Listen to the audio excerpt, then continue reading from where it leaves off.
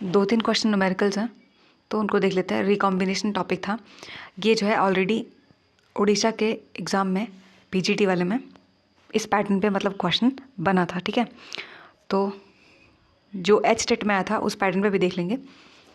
2 pattern पे question देख लेते हैं। ठीक, तो पहला क्वेश्चन है कि in a test cross between 2 individuals with a genotype, ये दिया है, ये दिया है, द फॉलोइंग ऑफस्प्रिंग ऑब्जर्व्ड। ये 4 डेटा है हमारे पास। तो क्वेश्चन बोल रहा है कि रिकॉम्बिनेशन फ्रीक्वेंसी बताना है जीन ए और बी के बीच में।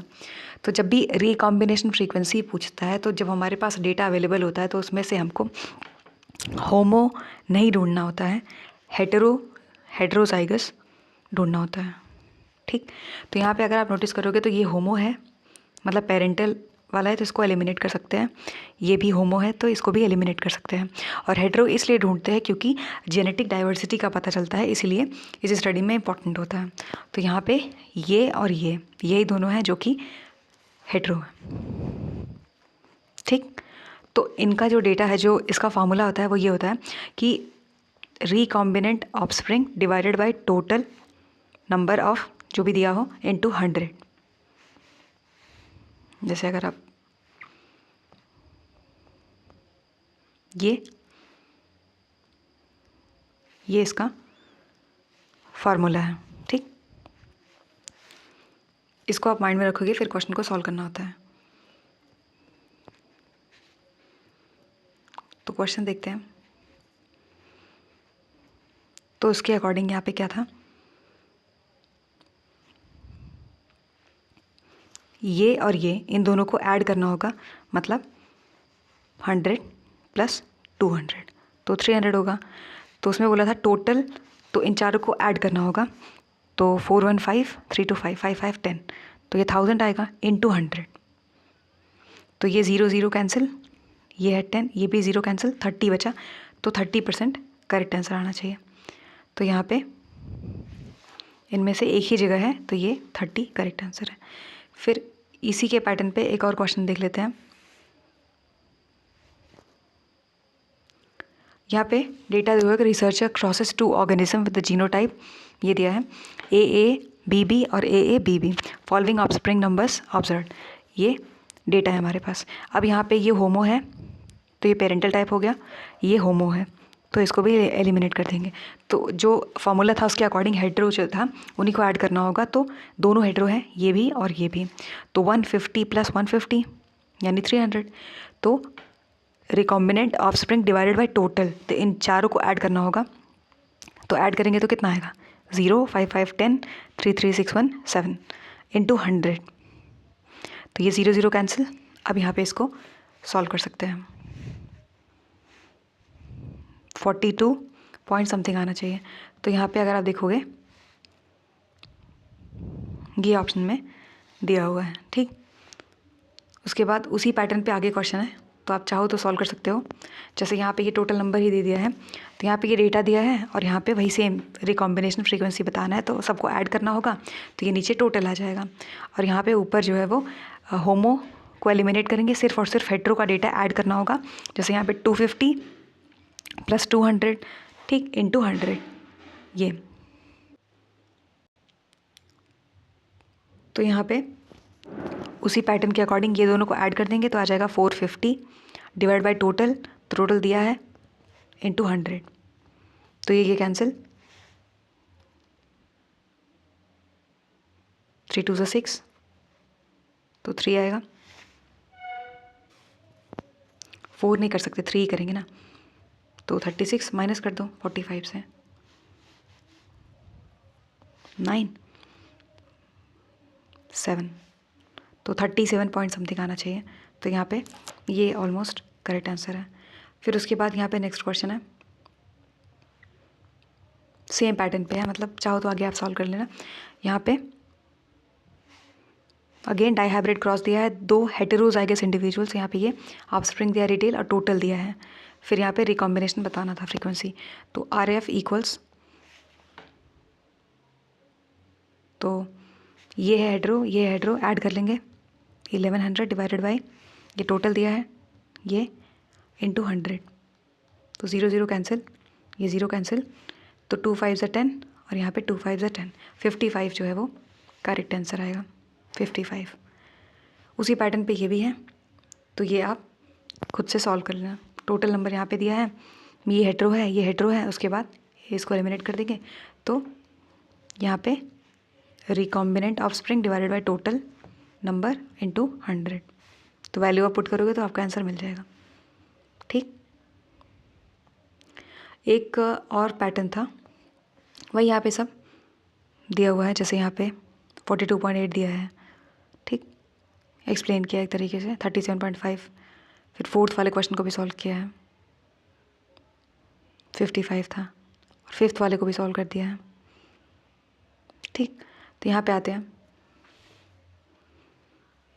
एक ही पैटर्न पे सारे क्वेश्चंस थे, तो ठीक, यहाँ पे ये जो है ये एच टेट का जो PYQ था उसमें एक क्वेश्चन आया था, उसी के पैटर्न पे ये क्वेश्चन है। तो यहाँ पे अगर हम इस क्वेश्चन को पढ़ते हैं तो यहाँ पे बोल रहा है कि the distance between the genes ABCD in mapping units are as follows.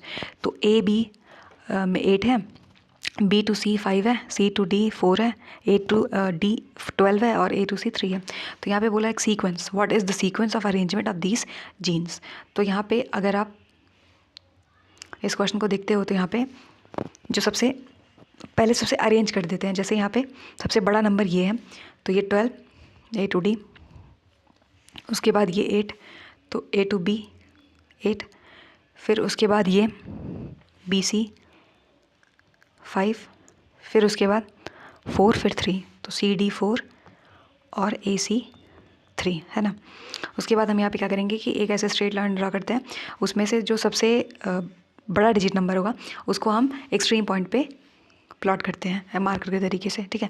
तो A को यहाँ पे, D को यहाँ पे, इनमें डिस्टेंस सबसे ज़्यादा है, फिर D यहाँ पे है, ये गया। अब यहाँ पे इससे थोड़ा कम क्या है, AB, तो इससे थोड़ा सा पहले आना चाहिए यहाँ कहीं B, ठीक।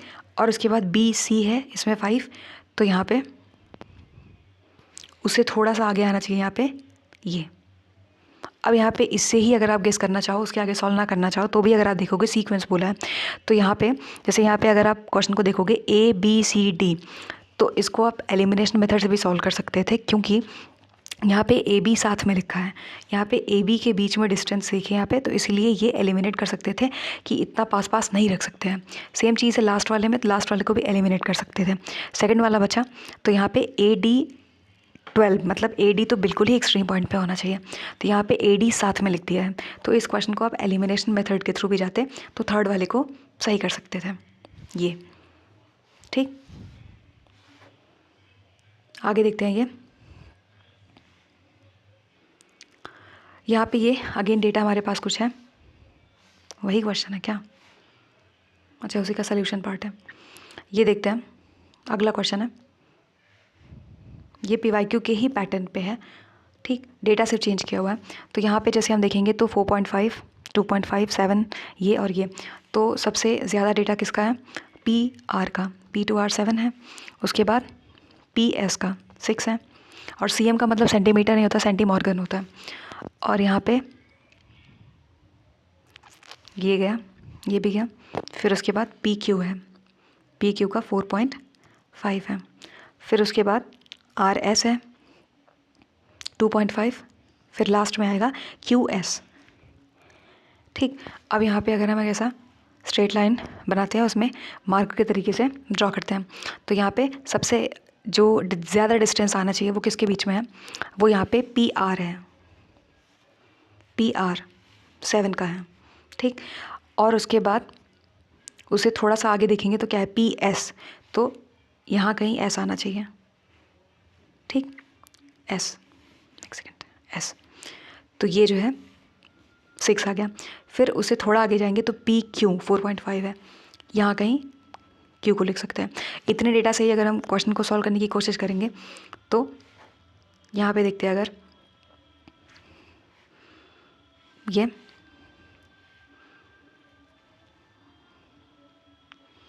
एकदम ही एक्सट्रीम पॉइंट पे है, खैर ये ठीक रहेगा ऐसे, ठीक।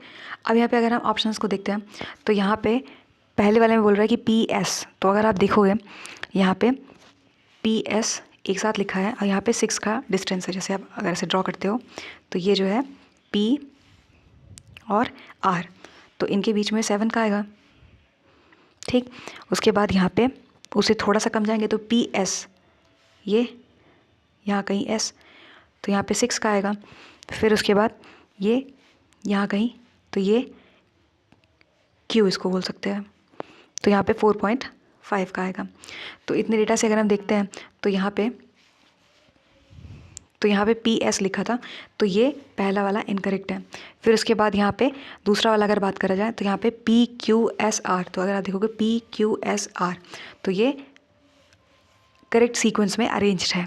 उसके बाद यहाँ पे पी आर एस क्यू लिखा है, तो यहाँ पे अगर आप देखोगे पी आर साथ में लिख दिया है, पी आर।